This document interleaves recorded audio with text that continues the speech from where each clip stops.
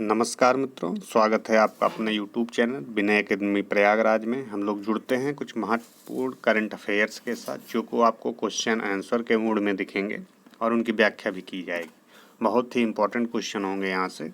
देखते हैं, हाल ही में चर्चा में रहे संयुक्त राष्ट्र सुरक्षा परिषद UNSC की प्राथमिक जिम्मेदारी क्या है? पर्यावरण संरक्षण है, आर्थिक विकास है, अंतर्राष्ट्रीय शांति और सुरक्षा का रख रखाव है, इनमें से कोई नहीं। तो क्या है? अंतर्राष्ट्रीय शांति और सुरक्षा का रख रखाव है। बात करते हैं, सिंगापुर में पूर्व राजनयिक किशोर महबूबानी के अनुसार, मतलब एक राजनयिक हैं सिंगापुर के, उसका नाम है महबूबानी के अनुसार भारत को सीमित राष्ट्र सुरक्षा परिषद में अपनी उचित जगह के लिए स्थायी सीट दी जानी चाहिए। UNSC संयुक्त राष्ट्र के 5 मुख्य संगठनों में से एक है जो वैश्विक शांति और सुरक्षा बनाए रखने के लिए जिम्मेदार है।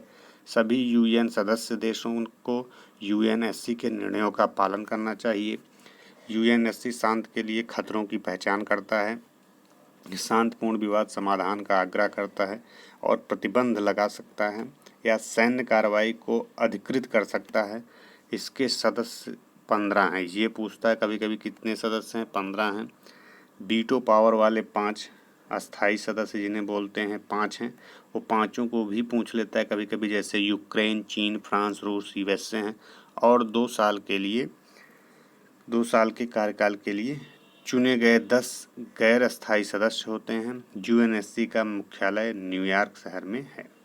तो इस प्रकार से आपका UNSC का व्याख्या भी आप देख ली। यहाँ से जितने क्वेश्चन, जितने पॉइंट बताएंगे आप उठा के देखिए, कहीं न कहीं पूछे गए हैं। हाल ही में भारत के किस मंत्रालय ने चीन से आयातित एल्युमिनियम फाइल पर एंटी डंपिंग ड्यूटी लगाने की कोशिश की है?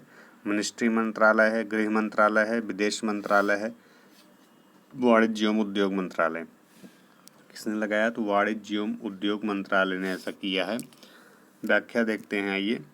केंद्रीय वाणिज्य एवं उद्योग मंत्रालय ने चीन में आयातित एल्युमिनियम फाइल पर एंटी डंपिंग ड्यूटी लगाने की सिफारिश की है। एंटी डंपिंग ड्यूटी उचित बाजार मूल्य से कम कीमत पर विदेशी आयात पर लगाया जाने वाला शुल्क है। डंपिंग तब होती है जब किसी उत्पादन को उसके घरेलू उत्पाद की तुलना में कीमत पर निर्यात किया जाता है। यह शुल्क निर्यात या अन्य समान बाजारों में आयात शुल्क और बाजार मूल्य के बीच मूल्य अंतर से मेल खाता है। इसका उद्देश्य स्थानीय व्यवसायों को विदेशी आयातों द्वारा अनुचित प्रतिस्पर्धा से बचाना है। विश्व व्यापार संगठन WTO निष्पक्ष प्रतिस्पर्धा सुनिश्चित करने के लिए एंटी डंपिंग उपायों की अनुमति देता है। कानूनी कार्रवाई के लिए घरेलू उद्योगों को वास्तविक नुकसान के सबूत की आवश्यकता होती है। बात करते हैं नेक्स्ट क्वेश्चन की। हाल ही में समाचारों में रहा उरी सेकंड, इम्पोर्टेंट है, उरी सेकंड जल विद्युत संयंत्र किस नदी पर स्थित है? बात करते हैं झेलम रिवर पर, चिनाब नदी पर, रावी नदी पर, तावी नदी पर। तो किस पे है? तो चिनाब जो है झेलम रिवर पर है। आइए व्याख्या देख लेते हैं। कौन सी नदी पर? झेलम नदी पर। विज्ञान विशेषज्ञ मूल्यांकन समिति जिसे बोलते हैं उरी फर्स्ट जल विद्युत परियोजना के दूसरे चरण के लिए पर्यावरण मंजूरी देने को स्थापित कर दिया है। उरी फर्स्ट जल विद्युत परियोजना जम्मू कश्मीर के बारामूला जिले के उरी शहर में झेलम नदी पर स्थित है। यह भारत और पाकिस्तान के बीच नियंत्रण रेखा LOC के करीब है। 1997 में चालू हुई इस परियोजना की स्थापित क्षमता 480 मेगावाट है। संयंत्र का स्थायित्व केंद्र सरकार के पास है और इसका संचालन राष्ट्रीय जल विद्युत निगम लिमिटेड NHPC द्वारा किया जाता है। इसमें 4 इकाइयाँ हैं जिनमें से प्रत्येक की क्षमता 120 मेगावाट है।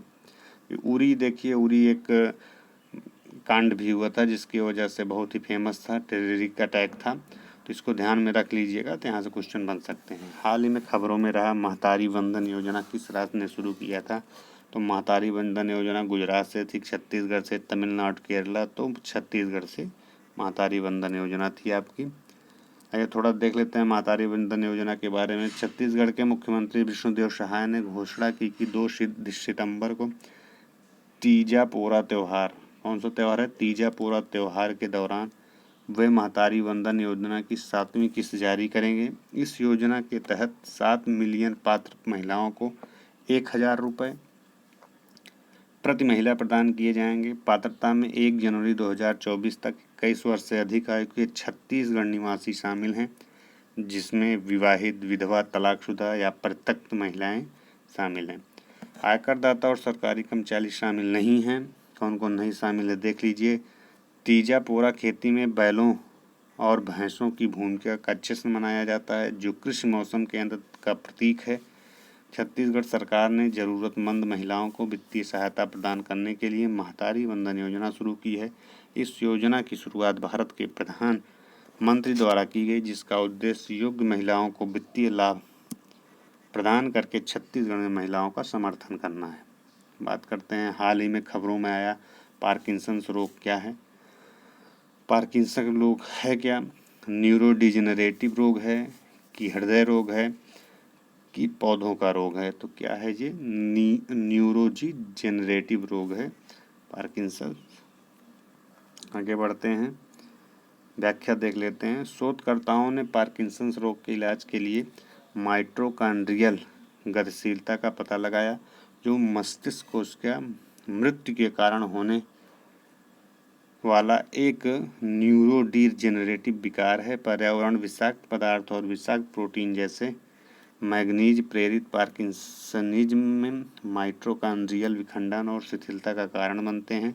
अध्ययन में पाया गया है कि डायनामिन संबंधित प्रोटीन DRP1 गतिविधि को बाधित करने से माइटोकॉन्ड्रियल फंक्शन को बहाल किया जाता है, जो संभावित उपचार प्रदान करता है। DRP1 एक प्रोटीन है जो बेहतर गतिशीलता और गुणवत्ता नियंत्रण के लिए माइटोकॉन्ड्रियल विभाजन में सहायता करता है। हालांकि अत्यधिक DRPL गतिविधि बहुत अधिक विभाजन की ओर ले जाती है, जिसके परिणामस्वरूप विखंडित और बिगड़ा हुआ माइटोकॉन्ड्रियल होता है। हाल ही में किस राज्य सरकार ने भेड़ियों को पकड़ने के लिए प्रोजेक्ट भेड़िया लॉन्च किया है? उत्तर प्रदेश है, उड़ीसा है, बिहार है, हरियाणा है। तो देखिएगा, हाल ही चर्चा में था उत्तर प्रदेश है। बात करते हैं, इसकी व्याख्या देख लीजिए। उत्तर प्रदेश के बहराइच में हाल ही में हुए एक आदमखोर भेड़िए के हमले ने लगभग 35 गांवों को हाई अलर्ट रखा है। इन अधिकारियों ने भेड़ियों को पकड़ने के लिए प्रोजेक्ट भेड़िया शुरू किया। भारत में भेड़ियों की 2 प्रजातियां हैं। प्रायद्वीपीय क्षेत्रों में भारतीय भेड़िया और ऊपरी ट्रांस हिमालयी पर्वतमाला में हिमालयी भेड़िया। भेड़िए अत्यधिक सामाजिक होते हैं, 6 से 8 झुंड में रहते हैं, तेज गति से दौड़ते हैं और नर वर्चस्व पदानुक्रम बनाए रखते हैं। वे आवाज़ निकालते हैं और गंध चिन्हों के माध्यम से संवाद करते हैं। वह वुल्फ को IUCN द्वारा कम चिंताजनक के रूप में सूचीबद्ध किया गया है, जबकि हिमालयी भेड़िया संवेदनशील हैं। दोनों को WPA 1974 की अनुसूची के तहत संरक्षित किया गया है। प्रतिवर्ष किस दिन को विश्व नारियल दिवस के रूप में मनाया जाता है? 1 सितंबर को, 2 सितंबर को, 3 सितंबर को, 4 सितंबर को। तो 2 सितंबर को विश्व नारियल दिवस के रूप में मनाया जाता है। 2 सितंबर विश्व नारियल दिवस के हर साल 2 सितंबर को नारियल के महत्व को उजागर करने के लिए मनाया जाता है। इसका उद्देश्य नारियल के विभिन्न उपयोगों के बारे में जागरूकता बढ़ाना और टिकाऊ खेती के तरीके को बढ़ावा देना है। विश्व नारियल दिवस 2024 का विषय है एक परिपत्र अर्थव्यवस्था के लिए नारियल अधिकतम मूल्य के लिए साझेदारी का निर्माण है। यह दिन पहली बार 2009 में बनाया गया था, जिसकी शुरुआत UNESCAP अंतर सरकारी निकाय अंतर्राष्ट्रीय नारियल समुदाय ICC द्वारा की गई थी। ICC में 21 नारियल उत्पादक देश शामिल हैं, जिसमें भारत एक संस्थापक सदस्य है। ICC का मुख्यालय इंडोनेशिया के जकार्ता में स्थित है और इसे 2018 तक एशियाई और प्रशांत नारियल समुदाय के रूप में जाना जा सकता है। तो पूछ सकते हैं ICC का मुख्यालय कहाँ है? तो इंडोनेशिया जकार्ता में। हाल ही में खबरों में रहा ओफियोकोर्डिसेप्स यूनिलैटरलिस क्या है? तो क्या है ये? बैक्टीरिया है, फिश है, वायरस है, फंगस है। तो क्या है ये? एक फंगस है। ये व्याख्या देखते हैं। वन्य जीव शोधकर्ताओं के क्रिस्ट केटोला ने ओफियोकार्डिसेप्स यूनिलैटरलिस नामक ज़ोंबी कवक, क्या है? कवक से संक्रमित एक टारेंटुला का वीडियो साझा किया है। यह कवक अपने पोषक तत्वों को खत्म कर देता है और प्रजनन के लिए अपने शरीर को बीजाणुओं से भर देता है। यह कवक मेजबान के दिमाग और मोटर कार्य को नियंत्रित करता है, फिर शरीर को खा जाता है। कार्डिसेप्स कवक मुख्य रूप से अकशेरुकीय जीवों, खासकर चींटियों और मकड़ियों जैसे कीटों में को संक्रमित करता है। टारेंटुला थेराफोसिडे परिवार से संबंधित है। बड़े बालों वाले मकड़ियाँ हैं। अंटार्कटिका को छोड़कर दुनिया भर में टारेंटुला की 900 से अधिक प्रजातियां मौजूद हैं। टारेंटुला रात में शिकार करने वाले जीव हैं जिनकी औसत शरीर की लंबाई 5 इंच है और पैर की लंबाई 11 इंच तक होती है। हाल ही में भारतीय वायुसेना के उप प्रमुख का पद किसने संभाला है? बहुत ही अच्छा क्वेश्चन है। Air marshal Rakesh Singh, air marshal BR Chaudhary, air marshal Tejinder Singh, air marshal Arjun Singh, air marshal Tejinder Singh ने संभाला है। ये थोड़ा व्याख्या देखते हैं। एयर मार्शल तेजिंदर सिंह नई दिल्ली में भारतीय वायुसेना के उप प्रमुख बने हैं। अपना नया पदभार ग्रहण करने के बाद उन्होंने राष्ट्रीय युद्ध स्मारक पर शहीद सैनिकों को श्रद्धांजलि दी। तेजिंदर सिंह राष्ट्रीय सुरक्षा अकादमी के पूर्व छात्र हैं। 13 जून 1887 को भारतीय वायुसेना ने लड़ाकू दस्ते में शामिल हुए थे। वह 4500 से अधिक उड़ान घंटों के साथ श्रेणी ए योग्य उड़ान प्रशिक्षक हैं। उन्होंने रक्षा सेवा स्टाफ कॉलेज और राष्ट्रीय सुरक्षा कॉलेज में अध्ययन किया। उन्होंने एक लड़ाकू स्क्वाड्रन, एक रडार स्टेशन, एक लड़ाकू बेस की कमान संभाली है और जम्मू और कश्मीर में एयर ऑफिसर कमांडिंग रहे हैं। उन्हें 2007 में वायुसेना पदक, 2022 में अति विशिष्ट सेवा पदक के लिए पदक मिल चुके हैं। हाल ही में खबरों में रहा ई श्रम पोर्टल श्रम जिसे बोलते हैं पोर्टल किस मंत्रालय द्वारा लॉन्च किया गया है? तो ई श्रम पोर्टल क्या है? गृह मंत्रालय द्वारा, श्रम और रोजगार मंत्रालय द्वारा, ग्रामीण विकास मंत्रालय द्वारा, वित्त मंत्रालय द्वारा। तो ई श्रम पोर्टल है तो श्रम और रोजगार मंत्रालय द्वारा। श्रम एवं रोजगार मंत्रालय ने 26 अगस्त 2021 को ई श्रम पोर्टल लॉन्च किया है। मात्र 3 वर्षों में 30 करोड़ से अधिक असंगठित श्रमिकों ने ई श्रम पर पंजीकरण कराया है, जो तेजी से अपनाया गया। ई पोर्टल का उद्देश्य असंगठित श्रमिकों के लिए वन स्टॉप सॉल्यूशन बनना है, जो अन्य प्लेटफार्मों के साथ विकृत है। सामाजिक सुरक्षा योजनाओं तक पहुंच में सुधार के लिए 2024-25 के बजट भाषण में इस एकीकरण पर प्रकाश डाला गया है। ई श्रम असंगठित श्रमिकों को PMJJBY, PMSBY और ABPMJY और अन्य जैसी योजनाओं तक पहुंचने में मदद करेगा। सेवा पहुंच को बढ़ाने के लिए स्किल इंडिया डिजिटल हब के साथ 2 तरफा एकीकरण भी चल रहा है। हाल ही में समाचारों में रहा अभ्यास वरुण। भारत और किस देश के भी द्विपक्षीय सैनिक अभ्यास हुए हैं? तो रसिया के मध्य, ऑस्ट्रेलिया, श्रीलंका, फ्रांस। तो फ्रांस के मध्य हुआ है, तो यहाँ से सैनिक अभ्यास पूछता है। व्याख्या देख लेते हैं। भारत फ्रांस द्विपक्षीय नौसैनिक अभ्यास वरुण का 2024 संस्करण 2 से 4 सितंबर 2024 के मध्य सागर में आयोजित किया गया, जिसमें उन्नत सामरिक अभ्यास शामिल हैं। भारतीय नौसेना का P-81 विमान अपनी पहली यूरोपीय तैनाती के लिए फ्रांस में एयरबेस 125 स्ट्रेट्स ले ट्यूब पर उतरा। यह फ्रांसीसी नौसेना के साथ अभ्यास वरुण के 22वें संस्करण के लिए था। पहली बार भारतीय नौसेना ने किसी विमान ने फ्रांस से 63 साल पहले उड़ान भरी थी, जब INS विक्रांत के एलिज विमान ने हाईरेस एयरवेज पर उड़ान भरी थी। भारत फ्रांस नौसैनिक अभ्यास 1993 में शुरू हुआ था, जिसे 2001 में वरुण नाम दिया गया था और यह दोनों देशों के बीच एक मजबूत रणनीतिक साझेदारी को दर्शाता है। हाल ही में समाचारों में रहा डूरंड कप किस खेल से संबंधित है? तो फुटबॉल से, इसको सब लोग जानते हैं। आगे बढ़ते हैं। नॉर्थ ईस्ट यूनाइटेड FC ने मोहन बागान सुपर जायंट्स को पेनल्टी शूटआउट में 4-3 से हराकर अपना पहला डूरंड कप खिताब जीता। फाइनल 31 अगस्त 2024 को कोलकाता के विवेकानंद युवा भारती क्रीडांगन में हुआ। एशिया का सबसे पुराना फुटबॉल टूर्नामेंट 133वां डूरंड कप 27 जुलाई से 31 अगस्त 2024 तक कोलकाता, कोकराझार, जमशेदपुर और शिलांग में खेला गया। 17 डूरंड कप जीत के साथ मोहन बागान अपना खिताब नहीं बचा सका। मोहन बागान ने पहले हाफ में 2 गोल करके बढ़त बनाई, लेकिन नॉर्थ ईस्ट यूनाइटेड ने दूसरे हाफ में 2 गोल करके बराबरी कर ली। पेनल्टी शूटआउट में NEUFC के गोलकीपर गुरमीत सिंह ने जीत के लिए 2 महत्वपूर्ण बचाव किए। डूरंड कप एशिया का सबसे पुराना फुटबॉल टूर्नामेंट है, तो इसलिए यहाँ से क्वेश्चन पूछ लिया जाता है इस संबंध से। हाल ही में खबरों में रहे कोलंबो सुरक्षा सम्मेलन CSC का प्राथमिक उद्देश्य क्या है? सदस्य देशों के बीच आर्थिक व्यापार को बढ़ावा देना, अंतर्राष्ट्रीय खतरों को संबंधित करके क्षेत्रीय सुरक्षा को बढ़ावा देना, सदस्य देशों के लिए एक साझा मुद्रा स्थापित करना। तो क्या है इसमें अंतर्राष्ट्रीय खतरों को संबोधित करके क्षेत्रीय सुरक्षा को बढ़ावा देना। व्याख्या देखते हैं। ये कोलंबो सुरक्षा सम्मेलन के सदस्य देशों ने कोलंबो में CSC सचिवालय स्थापित करने के लिए चार्टर और मोल पर हस्ताक्षर किए। CSC एक क्षेत्रीय सुरक्षा समूह है जिसमें भारत, बांग्लादेश, श्रीलंका, मालदीव, मॉरिशस शामिल हैं। इसका मुख्य लक्ष्य साझा अंतर्राष्ट्रीय खतरों को संबोधित करके क्षेत्रीय सुरक्षा को बढ़ाना है। CSC की शुरुआत 2011 में समुद्री सुरक्षा सहयोग के लिए त्रिपक्षीय संगठन के रूप में हुई थी, जिसमें भारत, मालदीव, श्रीलंका शामिल हैं। भारत और मालदीव के बीच तनाव के कारण 2014 के बाद इसकी गतिविधियों को रोक दिया गया है। 2020 में पुनर्जीवित और नाम बदला गया। मॉरिशस और बांग्लादेश सदस्य के रूप में शामिल हुए हैं, जिसमें सेशल्स पर्यवेक्षक के रूप में था।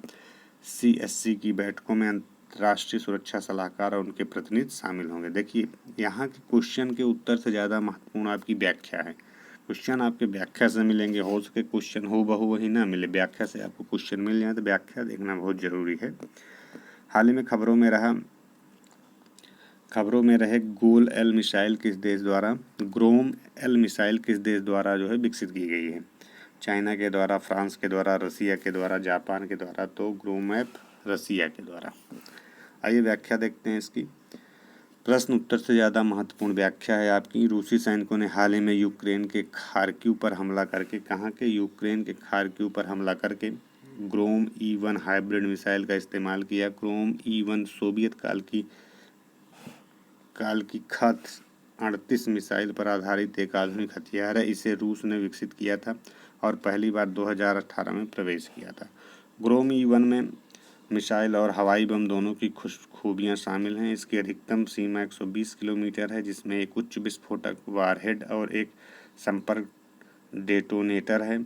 थर्मोबैरिक डिजाइन वाला एक वेरिएंट उच्च ऊंचाई पर विस्फोटक कर सकता है। प्रभावशीलता लॉन्चिंग विमान की ऊंचाई और गति पर निर्भर करती है। इसे MiG-35, Su-34, Su-35, Su-57 जैसे रूसी विमानों को लॉन्च किया जा सकता है। हाल ही में किस मंत्रालय ने नई दिल्ली में एग्रीश्योर फंड और कृषि निवेश पोर्टल लॉन्च किया है? Ministry of agriculture and farmers welfare ने। तो डायरेक्ट यहीं सही हो जाएगा, आगे पढ़ने की जरूरत नहीं है। बात करते हैं केंद्रीय कृषि एवं किसान कल्याण मंत्री कौन थे? शिवराज सिंह चौहान ने नई दिल्ली में एग्रीश्योर फंड और कृषि निवेश पोर्टल का शुभारंभ किया। उन्होंने शीर्ष प्रदर्शन करने वाले बैंकों और राज्यों को कृषि अवसंरचना कोड AIF उत्कृष्टता पुरस्कार प्रदान किए हैं। पुरस्कारों ने कृषि अवसंरचना में उत्कृष्ट प्रयासों को मान्यता दी और उनकी सराहना की। इस कार्यक्रम में राज्य मंत्री और विभिन्न राज्यों और बैंकों के प्रतिनिधि शामिल हुए हैं। मंत्रालय का मानना है कि पुरस्कार समारोह अन्य बैंकों को अपने प्रदर्शन में सुधार करने के लिए प्रेरित करेगा। AIF को 2022 में सफल कटाई के बाद प्रबंध अवसंरचना और सामुदायिक कृषि परिसंपत्तियों को विकसित करने के लिए लॉन्च किया गया था। बात करते हैं हाल ही में उत्तर प्रदेश के मुख्यमंत्री ने किस शहर में 3 दिवसीय सशस्त्र सेना महोत्सव का उद्घाटन किया? वेरी इंपॉर्टेंट क्वेश्चन यहाँ से बनेंगे। कानपुर, वाराणसी, लखनऊ और अयोध्या। तो कहाँ पे? लखनऊ में हुआ। ये व्याख्या देखते हैं। लखनऊ की छावनी के सूर्य खेल परिसर में 3 दिवसीय सशस्त्र सेना महोत्सव का आयोजन किया गया। कहाँ के? लखनऊ की छावनी में। यहाँ पे सूर्य खेल परिसर में उत्साह के साथ किया गया। उत्तर प्रदेश के मुख्यमंत्री योगी आदित्यनाथ ने महोत्सव का उद्घाटन किया। किसने महोत्सव का उद्घाटन किया था? तो ऑप्शन में दे सकता है। तो किसने किया था? तो मुख्यमंत्री योगी आदित्यनाथ ने किया था। उन्होंने भारतीय सशस्त्र बलों की प्रशंसा करते हुए कहा कि वे विश्व स्तर पर बेजोड़ हैं, उन्हें भारत के दुश्मन भी मानते हैं। उन्होंने राष्ट्रीय सुरक्षा प्रयासों में उत्तर प्रदेश की अग्रणी भूमिका पर प्रकाश डाला। उत्तर प्रदेश में रक्षा गलियारा युवाओं के लिए रोजगार के महत्वपूर्ण अवसर प्रदान करता है। महोत्सव में 8,000 से अधिक लोगों ने भाग लिया। नवीनतम सैन्य उपकरण की प्रदर्शनी का आनंद लिया। प्रदर्शन में टैंक, हेलीकॉप्टर, तोपें और बहुत कुछ दिखाया गया जो भारत की तकनीकी प्रगति को दर्शाता है। T-90 टैंक एक उल्लेखनीय प्रदर्शन थी। तो एक और क्वेश्चन देखते हैं हम लोग। हाल ही में पंचायती राज मंत्रालय किस संस्था के साथ 5 दिवसीय आवासीय प्रबंधन विकास कार्यक्रम का आयोजन कर रही है? तो किसके साथ कर रही है? IIM अमृतसर के साथ। पंचायती राज मंत्रालय और IIM अमृतसर ने 5 दिवसीय प्रबंधन विकास कार्यक्रम आयोजित किया है। यह कार्यक्रम 2 से 6 सितंबर 2024 तक चला। इसमें 10 राज्यों के पंचायती राज संस्थाओं के निर्वाचित प्रतिनिधि और पदाधिकारी शामिल हुए। इसमें अरुणाचल प्रदेश, हरियाणा, हिमाचल प्रदेश, जम्मू कश्मीर, मध्य प्रदेश, पंजाब, राजस्थान, तमिलनाडु, उत्तर प्रदेश, उत्तराखंड के प्रतिभागी शामिल हुए। इसका उद्देश्य नेतृत्व, प्रबंधन और शासन कौशल को मजबूत करना था। इस पहल का उद्देश्य स्थानीय शासन में सुधार और पंचायत सेवाओं को बढ़ाना था। कार्यक्रम को विकसित भारत में दृष्टिकोण का समर्थन किया। मित्रों, यह कुछ महत्वपूर्ण प्रश्न थे जिसको आपके साथ उसकी व्याख्या के साथ लाया गया। हमारा कहने का मतलब ये है कि आप प्रश्न के साथ साथ ज़्यादा से ज़्यादा फोकस व्याख्या पे करिए, क्योंकि क्वेश्चन व्याख्या से ही बन के आ सकते हैं। तो यदि यह वीडियो अच्छा लगा हो इसे ज़्यादा से ज़्यादा शेयर और सब्सक्राइब करिए। हम मिलते हैं नेक्स्ट वीडियो में, तब तक के लिए बहुत बहुत धन्यवाद मित्रों।